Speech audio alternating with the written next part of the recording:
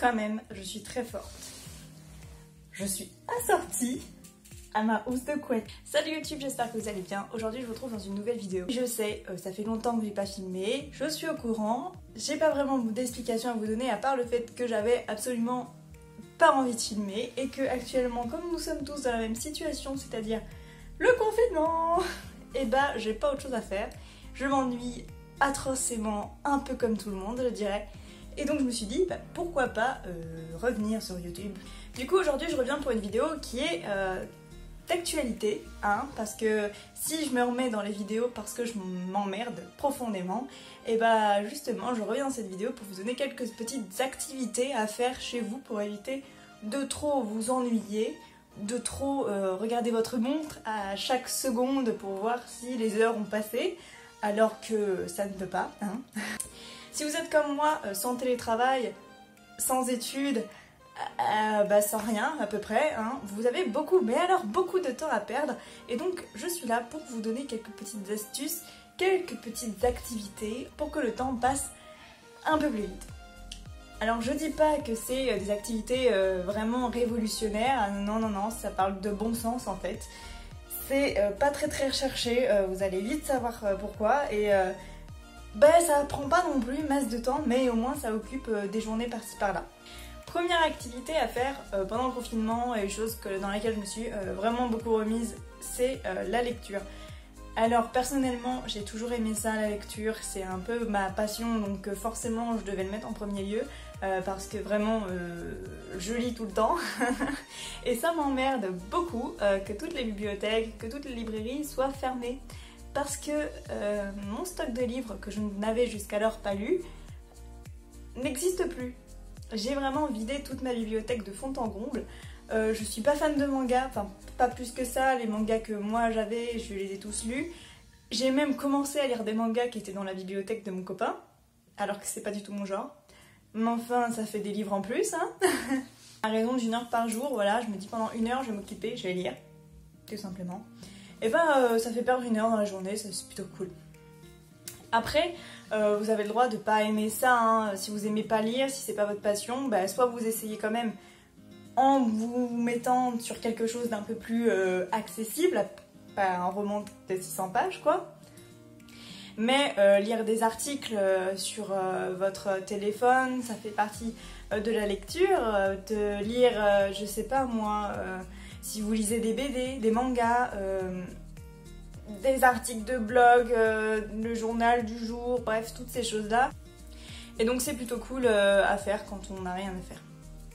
La phrase du jour. Deuxième activité que vous pouvez faire qui est un peu en lien quand même avec la lecture et que j'apprécie aussi tout aussi profondément, c'est l'écriture. Vous pouvez très bien écrire des nouvelles sur un voyage, je ne sais pas, essayer de vous évader par l'écriture.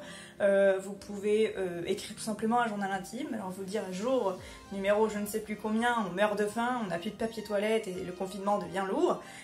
Bref, vous pouvez faire tout ce que vous voulez, vous pouvez écrire tout ce qui vous passe par la tête, ça fait un bien fou, c'est fou comme on arrive à se délivrer dès qu'on écrit nos pensées sur un bout de papier, ça peut paraître bête même si ça finit à la poubelle.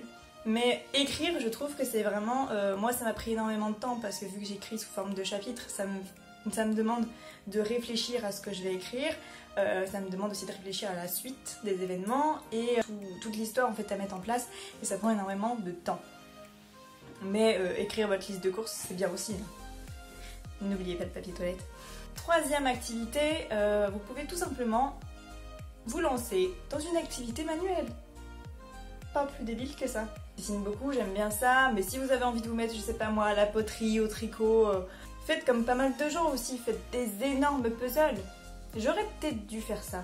M'acheter un puzzle de 1500 pièces, ou vous savez les petits puzzles là avec des toutes petites pièces et me lancer là-dedans au tout début du confinement. Je l'aurais peut-être fini maintenant.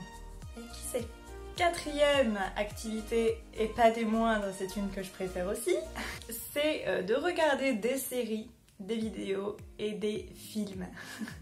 Honnêtement, depuis le début du confinement, donc depuis 1 mois et demi maintenant, je sais pas combien de séries j'ai regardé. Ou de films. J'avoue, j'ai arrêté de compter. J'en ai profité pour me mettre à jour dans toutes les séries que je regardais. Vraiment toutes. Même celles qui m'intéressaient pas plus que ça, mais que j'avais commencé et jamais fini. Franchement, j'ai eu le courage, bizarrement, de les finir. Sur Netflix, il y a énormément de choix, que ce soit dans les séries et que ce soit également au niveau des films. Personnellement, je me suis retapé tous les Shrek, j'ai eu une soudaine envie de regarder Shrek. Alors c'est ce que j'ai fait, voilà. Canapé, Plaid, Netflix, il n'y a rien de meilleur dans la vie en fait. Je vais vous parler d'un truc super banal, super basique en fait, qui est d'une normalité des plus déconcertantes, mais qui peut être une idée d'activité dans vos journées tristes et sombres de confinement. C'est de faire le ménage chez vous. Quand je dis faire le ménage, c'est plutôt faire le grand ménage. Vous savez, genre vous prenez une pièce, vous la videz de fond en comble, vous lavez tout ce que vous pouvez à l'intérieur, vous faites vraiment le vide complet chez vous, genre pièce par pièce, et genre vous nettoyez tout. Personnellement, je l'ai fait pour mon appart, mais vu qu'on vient juste d'emménager ici, comme vous voyez, c'est tout vide.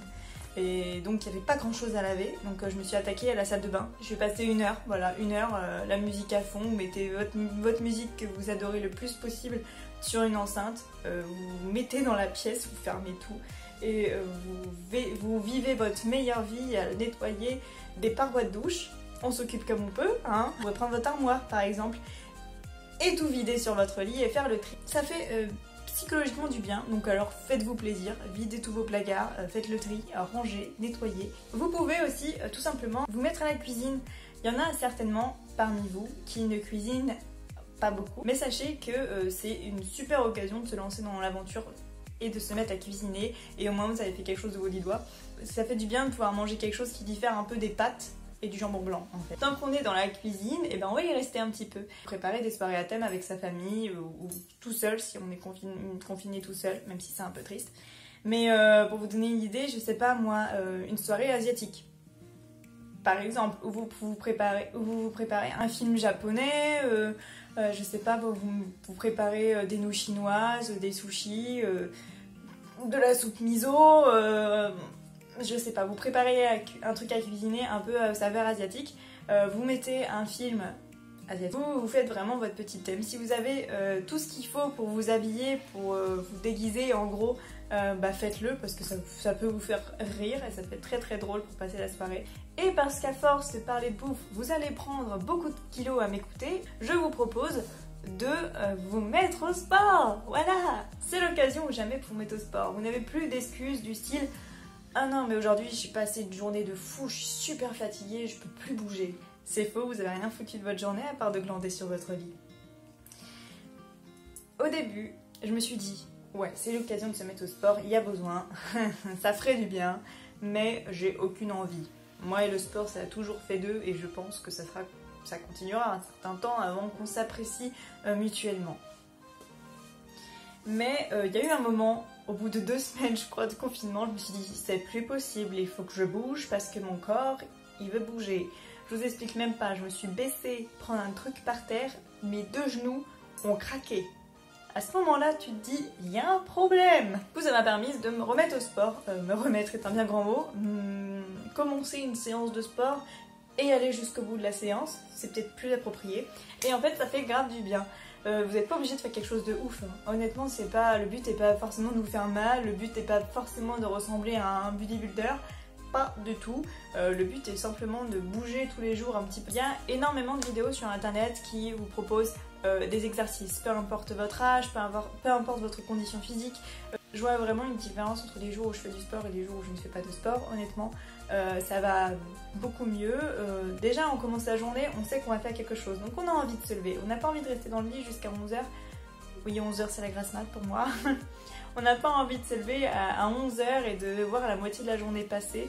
Non, tu te lèves, tu as un objectif, c'est faire ton heure de sport et après tu verras ce qui se passe par la suite. Mais tu sais très bien que tu vas faire ton heure de sport, tu vas prendre une douche parce que tu pues la mort et qu'après tu verras, tu feras ta journée. Bien évidemment, vous pouvez aussi passer du temps à jouer. Personnellement, je suis en train de passer ma vie sur Animal Crossing. Toi-même tu sais, la console est jamais très loin. Mais si vous adorez jouer sur PC, je vois mon copain, il joue tout le temps sur PC et il adore ça.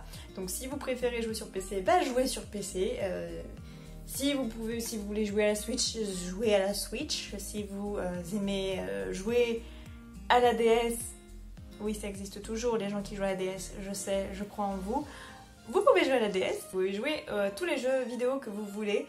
Et ça franchement, ça permet de se libérer l'esprit, ça fait du bien et ça vous fait passer des fois une journée entière sans que vous vous rendez compte. La deuxième activité que je vais vous donner et qui est tout aussi importante que les 9 premières, c'est de prendre soin de vous.